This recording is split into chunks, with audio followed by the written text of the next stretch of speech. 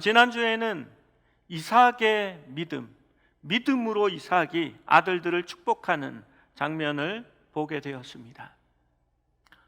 이삭은 에서를 축복하기 원했는데 에서가 축복을 받은 것이 아니라 야곱이 축복을 받은 것을 볼 수 있습니다. 그러면 이삭은 자식에게 속아서 축복을 했느냐? 아닙니다. 나중에 보면 다시 이 이삭이 야곱을 떠나보내면서 다시 야곱을 축복하고 그에게 부탁하는 장면이 나타나고 있습니다. 그는 하나님께서 야곱을 축복하시고 그가 태어날 때부터 하나님이 작은 자를 택하여서 그에게 복 주신다라는 것을 기억하고 하나님의 뜻에 굴복하였다라는 것을 보았습니다. 그런데 오늘 비슷한 장면이 아들 야곱이 마지막 축복을 베푸는 대목에서 똑같이 반복되고 있는 것을 보게 됩니다. 이 본문에 나타난 이야기는 창세기 48장의 내용입니다. 야곱이 그의 자손 요셉의 아들들을 축복하는 장면입니다.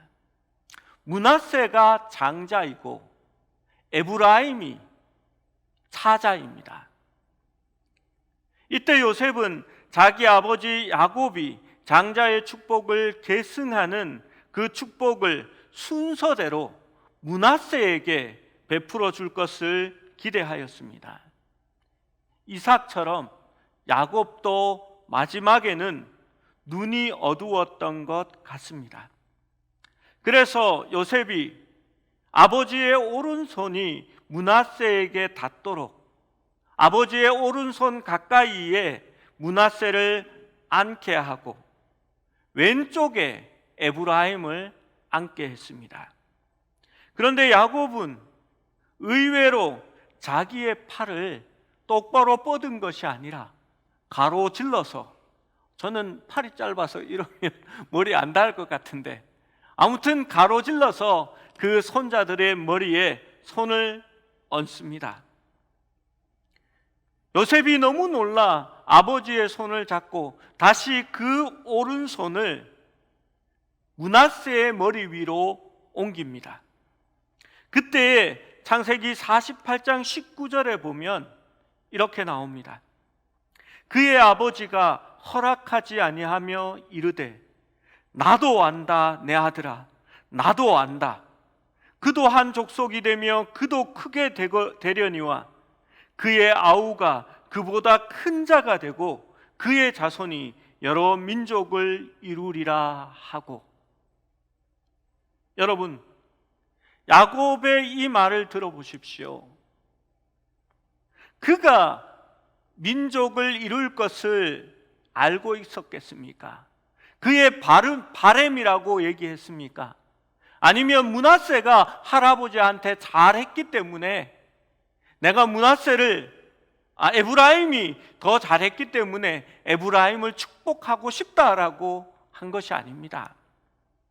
그는 실수가 아니라 그가 기도할 때에 하나님의 뜻대로 그 자손을 축복한 것입니다. 웬만하면 자기가 그토록 사랑했던 요셉의 바램대로 그 아버지의 뜻대로 므낫세에게 축복을 할 수 있었겠지만 야곱은 요셉의 뜻을 따르지 않고 그가 기도하여 하나님의 뜻을 따르는 것을 볼 수 있었습니다.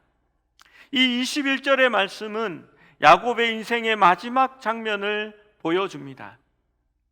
그런데 이 말씀을 보면 히브리서는 지팡이를 의지하여라고, 지팡이 머리에 의지하여라고 기록되어 있고 창세기 말씀에는 침대 머리라고 기록된 것을 볼 수 있습니다.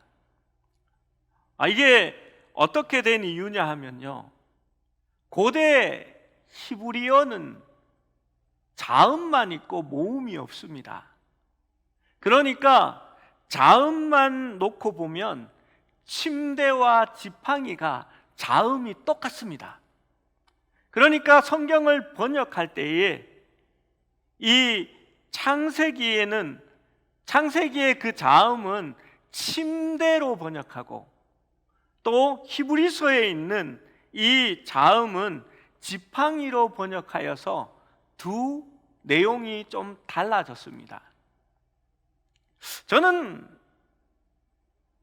이 야곱이 죽기 직전이니까 침대머리가 맞지 않나라고 생각해 봅니다. 마지막 죽기 전에 지팡이 머리를 붙들고 돌아가시는 분은 잘 없거든요. 침대 위에 또 침대에 기대어서 그렇게 예배하는 것이 상황상 맞지 않나 그렇게 봅니다.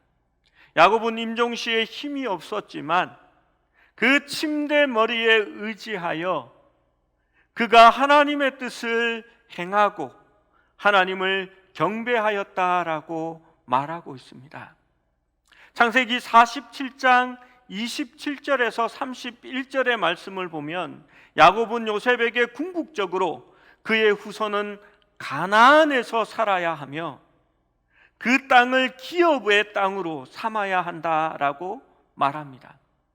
요셉이 그렇게 되도록 하겠다라고 맹세하자 그는 침대머리에서 하나님을 경배하였다라고 말합니다. 즉 하나님의 뜻이 그의 후손을 통하여 이루어질 것을 부탁하고 그 확답을 들은 후에 그는 감사함으로 하나님을 경배하며 그의 최후를 맞이한 것입니다. 여러분, 마지막 때에 믿음을 자기의 자녀에게 양도하고 그 자녀들이 내가 이루지 못한 하나님의 약속을 이어갈 것을 부탁하고, 그리고 하나님을 예배하고 경외하면서 눈을 감을 수 있다라는 것은 얼마나 큰 축복인지 모릅니다.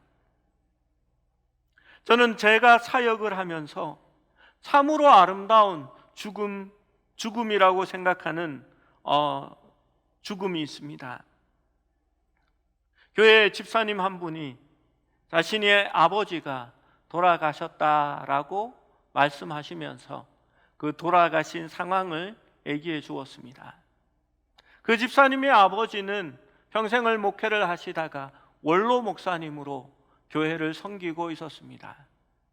나이가 많이 드셔서 교회에 나오시고 늘 교회에서 기도하기를 좋아하셨던 목사님이셨습니다. 저녁 예배를 마치고 교회에 병원에 입원한 분이 계셔서 그때는 누가 입원하면 병실에 찾아가서 이렇게 기도도 하고 말씀도 나누고 또 이렇게 함께 이야기를 하다가 돌아왔잖아요. 그 메르스 이후에는 이제 그런 풍습이 사라져 버렸습니다. 그래서 병원 신방이 진짜 어렵습니다.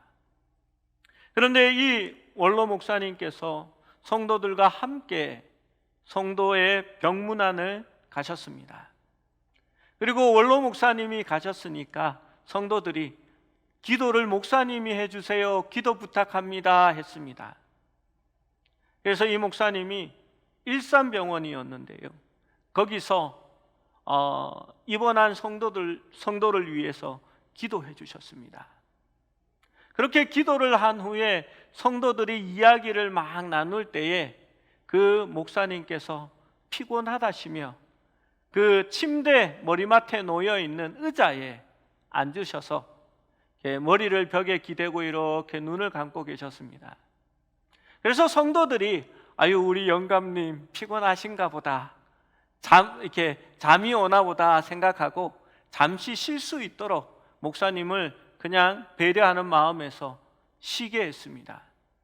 그리고 30-40분 이야기를 하다가 이제 간다며 인사를 하고 일어났는데 그 원로 목사님이 일어나시지 않으니까 목사님 이제 가야지요 하는데 고개가 옆으로 턱 떨어지더랍니다.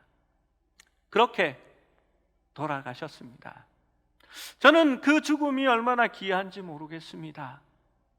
목사로서 마지막까지 성도의 병문안을 가고 마지막을 기도해 주셨다라는 그 모습이 참 좋았습니다. 제가 섬기던 교회의 목자 한 분이 아버님이 돌아가셨다라고 장례를 부탁하셨습니다. 그 돌아가신 것이 교회에 가셔서 기도하시다가 돌아가셨거든요. 마음이 아파하고 슬퍼하셨지만 저는 큰 복된 죽음이라고, 임종이라고 집사님을 위로해 드렸습니다. 시골 교회 장로님이셨던 이 아버님이 새벽 기도를 가시고 새벽 기도에서 기도를 하셨는데, 그날 목사님이 돌아보니까 목사님이 그 장로님이 늦게까지 기도를 하고 있더랍니다. 그래서 먼저 집에 들어가서 목사님이 식사를 하고 다시 아침에 나와서 예배당에 들어가 보니까 그 장로님이 아직도 기도하고 있는 자세로 엎드려 있더랍니다. 그래서 오늘은 왜 이렇게 오래 기도를 하시나라고 생각하면서 그 장로님 옆으로 갔더니 그 장로님의 인기척이 느껴지지 않고 뭔가 이상한 생각이 들더랍니다. 그리고 보니까 그렇게 기도하시는 모습 그대로 돌아가신 것을 보았습니다. 마지막까지 신앙의 어떤 그 평상시대로 생활하시는 모습대로 하나님 앞에 가신 모습이었습니다. 그 장례를 마치면서 돌아오는데 우리 젊은 집사님 한 분이 나도 이 장로님처럼 그런 모습으로 그렇게 하늘나라에 가고 싶다라고 하셨습니다. 제가 운전을 하면서 웃으면서 그랬습니다. 집사님, 조금 더 열심히 하셔야 됩니다. 지금은 좀 어렵습니다 라고 했더니 왜요? 라고 물었습니다. 여러분, 왜일까요? 확률이라는 것이 있습니다. 이런 말을 하지요. 어른들이 물을 좋아하면 그 사람은 물에서 죽고 산을 좋아하면 그 사람은 산에서 죽는다라고 말합니다. 늘 거기 가 있으니까요.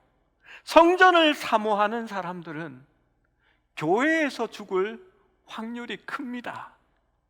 그런데 제가 그 집사님께 그랬습니다. 주일 예배도 잘 안 오시잖아요. 여러분, 주일 예배도 안 오는데 교회에서 돌아가실 확률이 크겠습니까? 그분이 교회에서, 지금은 신앙이 많이 좋아졌지만요, 그때 그 당시를 보면 교회에서 돌아가시면 거의 기적입니다. 여러분, 하나님과 늘 동행하던 사람은 하나님과 함께 마지막도 준비하게 되는 겁니다. 우리가 잘 아는 레오나르도 다빈치는 이렇게 말했습니다. 잘 보낸 하루가 편안한 저녁의 잠자리를 가져다 주듯이 잘 보낸 인생만이 편안한 죽음을 선물한다 라는 말을 남겼습니다. 그렇습니다. 믿음으로 죽기 위해서는 믿음으로 살아야 합니다. 죽음의 그 순간은 그가 믿음으로 살아가는 인생의 완성의 순간이라고 할 수 있는 것입니다. 늘 하나님을 찾고 하나님을 예배하고 하나님과 동행하고 하나님을 묵상하는 사람은 그 마지막 순간이 그 삶의 온전함을 이루는 시간이 될 것입니다. 여러분, 저는 가끔씩 그런 생각을 합니다. 우리 어르신들은 늘 그런 말씀을 하시지요. 죽을 때 그냥 건강하게 잘 지내다가 딱 30분만 아프고 하늘나라로 가면 좋겠다라고 말합니다. 여러분, 평상시에 신앙생활 잘하고 늘 하나님과 동행하던 분들은 30분도 긴 시간입니다. 30분 필요 없습니다. 그냥 바로 하늘나라에 가시면 됩니다. 그런데 반대로 생각해 보십시오. 하나님을 멀리하고 신앙에는 관심도 없으며 믿음 생활이라곤 주일날 예배 나오는 것 하나밖에 없었는데 이제 죽음을 준비하려면 여러분 30분 가지고 되겠습니까? 너무 야박한 얘기인가요? 여러분, 하나님 앞에 죽음을 준비한다는 것은 모든 것을 내려놓을 수 있는 시간이 되어야 합니다. 그 시간에는요, 어떤 것도 붙들 수 있는 것이 없습니다. 내가 가진 지식, 내가 배웠던 지혜들, 내가 가진 건강함도 이제는 없어지는 겁니다. 내가 아무리 부자라고 해도 그것 필요가 없는 순간입니다. 나의 자녀들이 아무리 잘되고 많은 자손들이 있다 할지라도 하나님 앞에 마지막 가는 그 순간에는 그 모든 것을 놓아야 합니다. 그리고 하나님만 붙들 수 있어야 합니다. 오직 믿음으로 서야 하는 순간이 되어야 합니다. 여러분, 그러기 위해서 여러분 제일 좋은 것은요, 매 순간의 삶이 하나님과 동행하고 세상의 것들을 의지하지 않고 주님만 붙들고 살아가는 삶이 필요합니다. 그 사람들은 지금 당장 죽어도 복된 죽음입니다. 여러분, 그렇지 않으면요, 좀 준비해야 합니다. 믿음으로 가지만요, 날마다 내가 죽어야 하고요, 하나님밖에 없다는 하나님만 붙들 수 있는 준비의 시간이 되어야 하잖아요. 조금 죽음을 준비하면요, 신앙의 준비를 합니다. 예배도 드리고요, 하나님 앞에서 내가 마지막 순간에 모든 것을 내려놓고 주님을 붙들기 시작합니다. 세상의 모든 것이 가치가 없구나, 내가 가지고 갈 것이 아무것도 없구나, 내가 의지해야 할 분이 하나님밖에 없구나, 하나님의 약속이 중요하구나라고 생각하고 준비할 수 있다면 그것도 복된 죽음입니다. 준비되어지지 않았는데 여러분 갑자기 간다고 생각해 보십시오. 저는 그래서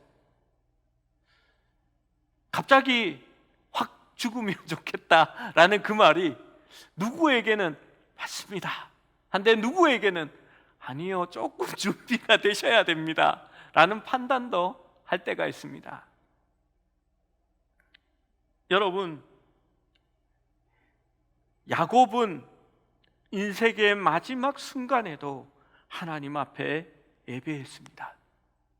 그는 그 마지막이기 때문에 예배한 것이 아니라 야곱의 인생의 강점은 예배였습니다.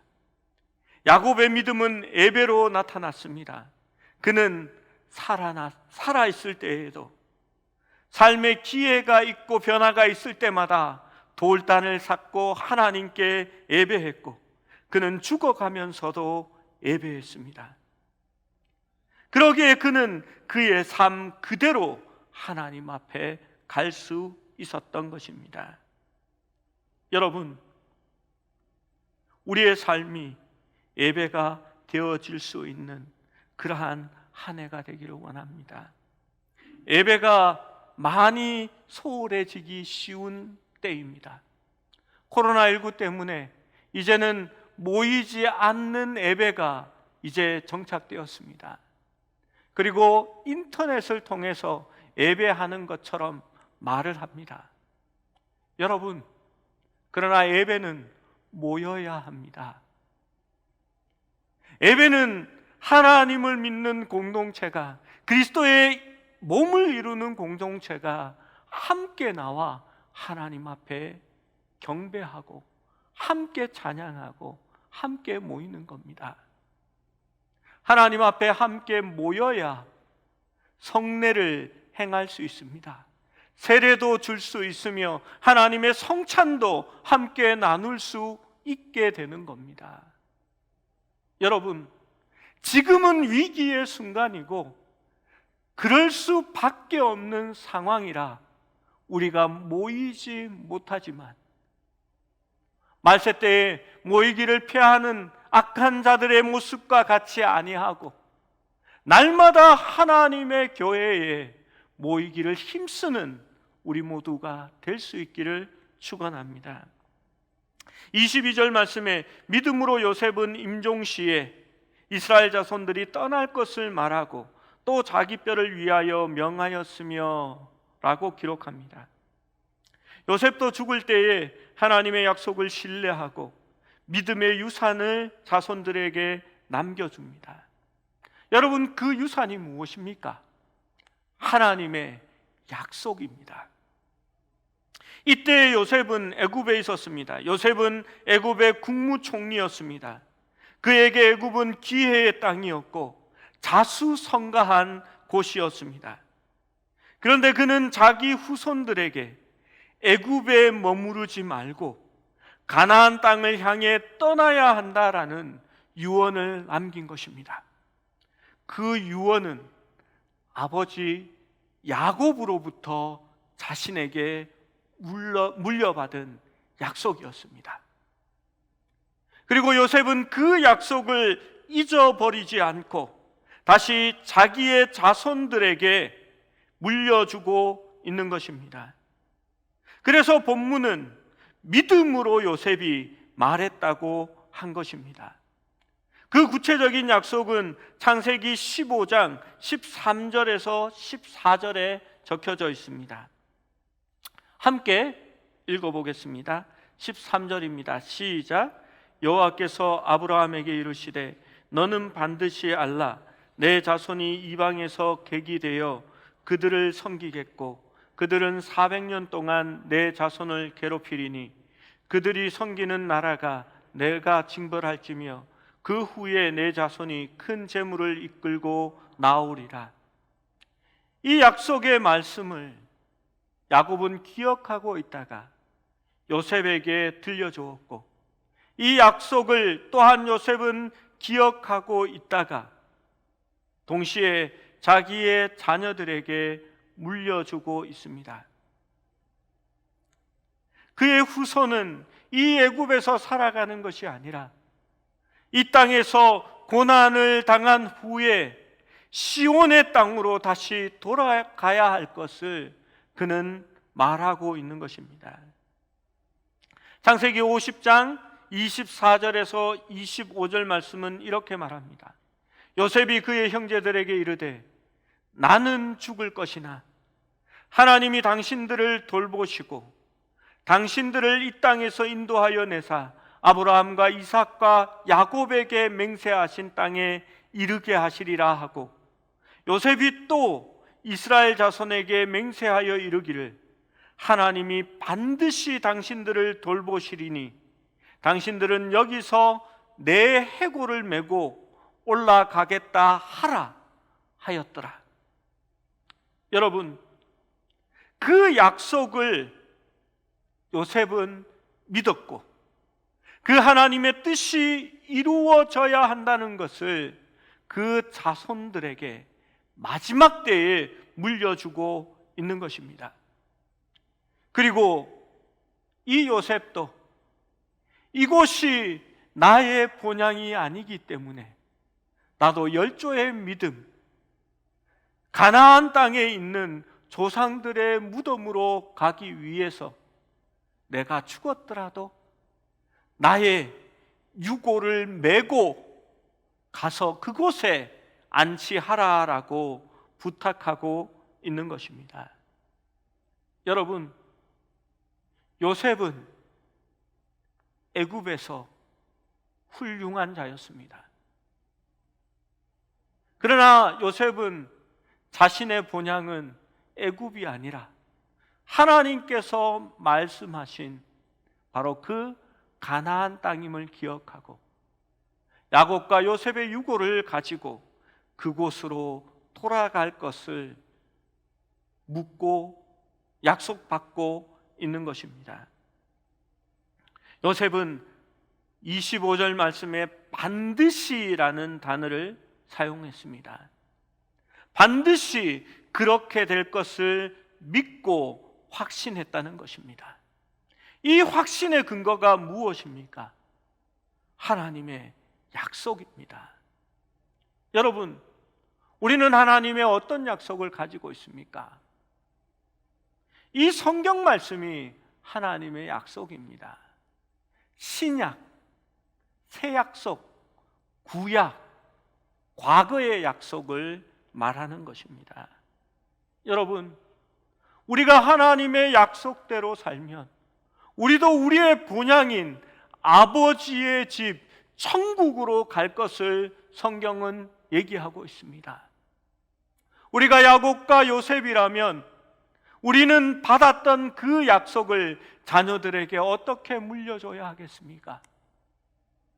너희가 이 약속을 지키고 이 약속을 믿고 살아가면 너희도 하나님의 본향인, 우리의 원래 본향인 천국으로 가게 될 것이라고 그 약속을 자녀에게 물려줄 수 있어야 하는 것입니다. 여러분, 우리의 참된 본향은 우리 아버지가 계신 곳이 우리의 본향입니다. 에스키모족들은 고향을 생각하면 넓은 눈이 덮인 설원, 산을 생각한답니다. 그리고 거기에 가죽 텐트를 짓고 모닥불을 피워놓은 것을 떠올린다고 합니다. 중국 사람들은 고향이라고 하면 소나무와 대나무 숲을 생각하고 그 마당에 매화꽃이 피어있는 그러한 풍경을 생각한다고 합니다. 미국 사람들은 고향이라고 하면 큰 호수 옆에 통나무집이 세워져 있는 그런 곳을 고향이라고 생각합니다. 여러분, 우리는 고향이라고 하면 일반적으로 어떤 생각을 합니까? 동부밖에 있는 미루나무와 옛날 부모님, 할아버지가 사시던 그 기아집 혹은 초가집을 생각하지 않습니까? 그런데 중요한 것은요, 고향은 장소가 아니라 부모님이 계신 곳이 고향인 것 같습니다. 저희 조상들은 광주에 살았습니다. 그래서 제가 광주이십니다. 광산구에 저희 본향이 있습니다. 근데 저는 고향을 광주라고 하지 않습니다.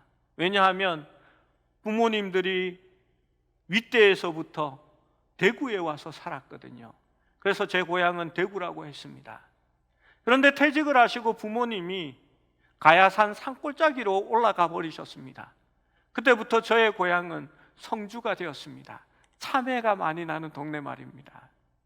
그런데 몸이 안 좋으셔서 동생 집이 가까운 김포로 오셨습니다. 그래서 요즘은 저는 고향이 김포라고 얘기합니다. 여러분, 우리의 영적 고향은 어딜까요? 우리 아버지 하나님이 계신 그곳이 고향입니다.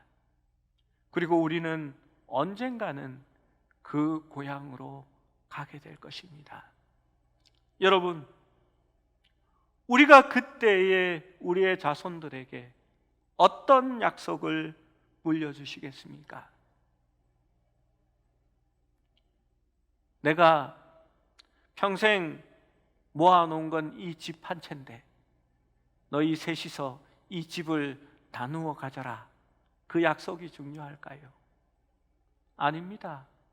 우리가 하나님으로 받았던 믿음의 약속, 하나님의 말씀을 우리의 자녀들에게 물려줄 수 있어야 합니다. 그리고 우리도 야곱과 요셉처럼 늘 하나님을 예배하고 하나님을 경외하고 하나님과 함께하던 모습 그대로 마지막을 준비하면서 하나님 앞에 갈 수 있을 때에 그것이 참된 믿음의 삶이라고 생각합니다. 약속의 말씀을 붙들고 늘 살아갈 때에 다윗은 이렇게 고백했습니다. 내 평생의 선하심과 인자하심이 반드시 나를 따르리니 내가 여호와의 집에 영원히 살리로다. 우리의 삶이 다윗의 고백처럼 내가 평생에 하나님의 말씀 속에서 하나님과 함께 살았더니 그의 선하심과 인자하심이 항상 나와 함께 있었고 이제는 내가 내 아버지의 집에서 영원히 살겠다라고 고백할 수 있는 그러한 우리의 믿음, 우리의 신앙이 되기를 축원합니다.